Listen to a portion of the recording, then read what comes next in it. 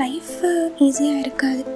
But எப்படி அருணாச்சலம் அவர் எப்படி பார்த்தார் அதை? அவர் சிரித்தார், அப்புறம் நம்பினார், அவர் முன்னேறி போயிட்டே இருந்தார். நம்ம கூட அப்படி தான் திங்க் பண்ணணும்.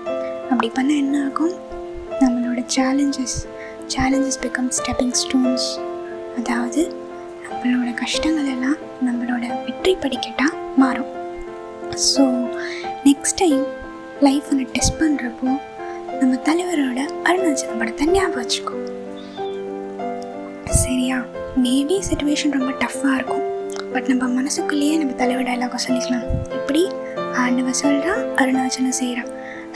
அப்படி நீ அதை யோசிக்கலனாலும் நீ மனசாட்சி என்ன சொல்லுதோ அதை உண்மையாக உன்னோட வேலைக்கு செய்.